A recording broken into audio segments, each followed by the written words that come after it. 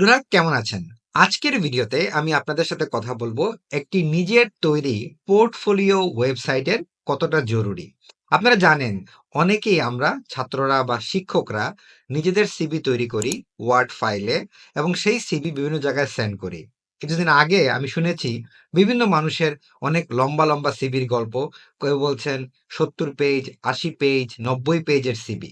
কিন্তু মজার বিষয় হচ্ছে আপনি যদি এখনো এই যুগে পেজ হিসাব করে সিভি লেখেন, তাহলে এই বিষয়টা আসলেই খুব হাস্যকর। বর্তমান সময়ে আপনাকে তৈরি করতে হবে নিজস্ব পোর্টফোলিও সিভি এবং সেই পোর্টফোলিও সিভি যখন আপনি কোথাও সাবমিট করবেন, সেটা আপনার স্টুডেন্ট লাইফে কোনো একটা একাডেমিক প্রফেশনে অথবা স্কলারশিপ অ্যাপ্লিকেশনে, জবে যখন আপনি এপ্লাই করবেন, তখন যখন আপনার পোর্টফোলিও সিভির অ্যাড্রেসটা আপনার সিভির সাথে এড করে দিবেন, বলবেন যে look at my portfolio CV, তখন মানুষ আপনার এই পোর্টফোলিও সিভি দেখে ইমপ্রেস হবে এবং ভাববে আপনি একজন স্মার্ট একাডেমিশিয়ান এবং smart researcher, smart student. So it is very important যে আপনি আপনার একটা পোর্টফোলিও সিভি তৈরি করুন। তাহলে পোর্টফোলিও সিভি তৈরি করার জন্য সবচেয়ে বেস্ট ওয়েটা কি? সবচেয়ে বেস্ট ওয়েটা হচ্ছে গুগল সাইটস। এই গুগল সাইটসটা হচ্ছে সম্পূর্ণ ফ্রি। আপনি প্রথমে গুগল সাইটস নামে যে গুগল সাইটসটাকে গিয়ে গুগল করবেন, তারপর গুগল সাইটস থেকে ক্লিক করবেন। এই গুগল সাইটসে গেলে আপনি এরকম একটা ইন্টারফেস পাবেন এবং এই ইন্টারফেসে আপনি অনেকগুলা পোর্টফোলিও সিভির টেমপ্লেট পাবেন। ফর এক্সাম্পল, আমি একজন শিক্ষক, সো আমি যদি একজন প্রফেসরের টেমপ্লেটটা ব্যবহার করি, তাহলে দেখব যে একজন প্রফেসরের টেমপ্লেটটা আসলে কেমন হয় দেখতে। ওকে, তো আপনি কি করবেন, এই যে প্রফেসরের যে টেমপ্লেটটা আমি পাইলাম, সেটা আপনি এই ছবির জায়গায় আমার ছবি আমি ইউজ করতে পারি। তারপরে এখানে আমার নাম এবং আমার ইউনিভার্সিটির নাম, তারপরে আমি আসলে কি ধরনের কাজ করি, আমার অবজেক্টিভ বা গোলটা কি, দ্যাটস ইট। এরপর আপনি চলে যাবেন আপনার টিচিং এ।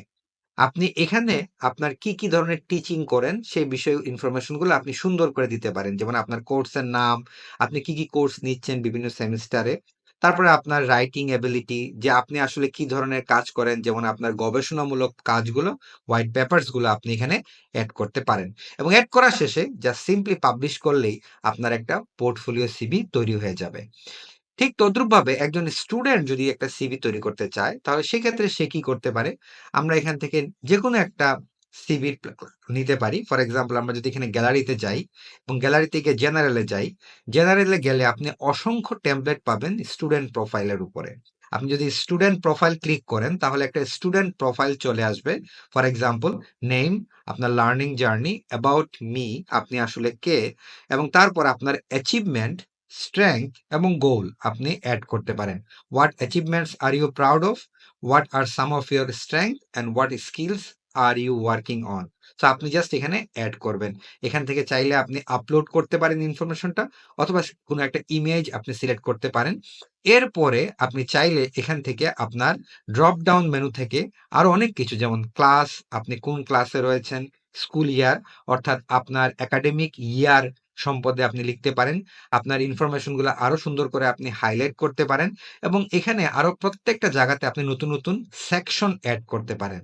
এছাড়াও আপনার অ্যাক্টিভিটিস নিয়েও আপনি কাজ করতে পারেন। ফর এক্সাম্পল, আপনার এক্সট্রা কারিকুলাম অ্যাক্টিভিটিস, সেই এক্সট্রা কারিকুলাম অ্যাক্টিভিটিসে কেউ যদি রোবোটিক্স নিয়ে কাজ করে, কেউ যদি ব্যান্ড নিয়ে কাজ করে, কেউ যদি অন্যান্য অ্যাক্টিভিটি নিয়ে কাজ করে, সেই বিষয়গুলো আপনি খুব সুন্দরভাবে আপনার সিভিতে এড করতে পারবেন। সিভিকে আরো সুন্দর করার জন্য আপনার এখানে কালারফুল থিম রয়েছে, স্টাইল রয়েছে। রয়েছে আপনার সিভির বিভিন্ন অংশে আপনি চেঞ্জ করতে পারবেন, ডিলিট করতে পারবেন। এর পাশাপাশি টেক্সট বক্স রয়েছে, পেজ রয়েছে, যেখান থেকে আপনি নতুন একটা পেজ তৈরি করতে পারবেন, যেখানে এখানে মাত্র হোম, ক্লাসেস, অ্যাক্টিভিটিস রয়েছে। আপনি যদি আরো কোনো পেজ এড করতে চান, তাহলে make home page, properties, add sub page আপনি যোগ করতে পারবেন। আপনি যদি আপনার পেজের থিম চেঞ্জ করতে চান, ফর এক্সাম্পল আমি যদি এই থিমটা সিলেক্ট করি, তাহলে পুরা পেজটার একটা থিম চেঞ্জ হয়ে যাবে আপনার ভার্সন অনুযায়ী। আপনি যদি যেকোনো একটা ভার্সন চেঞ্জ করেন, সেই ভার্সন অনুযায়ী আপনি দেখতে পাচ্ছেন থিমটা চেঞ্জ হয়ে যাবে। এর পাশাপাশি আপনি চাইলে টেক্সট বক্স, এমবেডেড লাইন, মানে কোনো একটা লিঙ্ক, আপনার কোনো একটা অ্যাক্টিভিটি লিঙ্ক আপনি শেয়ার করতে পারবেন। গুগল ড্রাইভ থেকে ইনফরমেশনগুলো নিতে পারবেন। কন্টেন্ট ব্লকের জন্য যদি আপনি নতুন কোনো একটা কন্টেন্ট ব্লক তৈরি করতে চান, সেখান থেকে আপনি ইজিলি সেটা করতে পারবেন। বেস্ট ওয়ে হচ্ছে যেকোনো একটা টেমপ্লেট সিলেক্ট করবেন এবং সেই টেমপ্লেট সিলেক্ট করে তার উপরে আপনার ইনফরমেশনগুলা এড করবেন।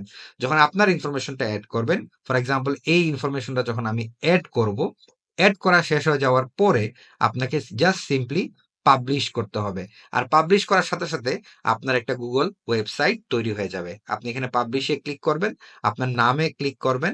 ফর এক্সাম্পল যদি আমি এখানে নাম দেই মুন্সি 12 ফর এক্সাম্পল, এটা যদি আমার ওয়েবসাইটের নাম হয় তাহলে আমি পাবলিশ করলাম এবং সাথে সাথে এই ওয়েবসাইটটা আমার নামে তৈরি হয়ে গেল, মুন্সি 12। সো আপনি যখন এরকম একটা ওয়েবসাইট তৈরি করবেন এবং এই ওয়েবসাইটটা তৈরি করার মাধ্যমে যখন আপনি এই ওয়েবসাইটের বিভিন্ন ইনফরমেশন অর্থাৎ লিঙ্কটা আপনি শেয়ার করবেন আপনার পোর্টফোলিওতে অর্থাৎ আপনার রিজিউমেতে, তখন যে কেউ আপনার এই ধরনের কাজে ইমপ্রেস হবে এবং আপনাকে খুব সহজেই একাডেমিয়াতে স্কলারশিপ পাওয়ার ব্যাপারে সহযোগিতা পাবেন, অথবা জবের ক্ষেত্রে সুযোগটা আরো নতুন করে ত্বরান্বিত হবে। তো আজকের ভিডিওটি এই পর্যন্তই।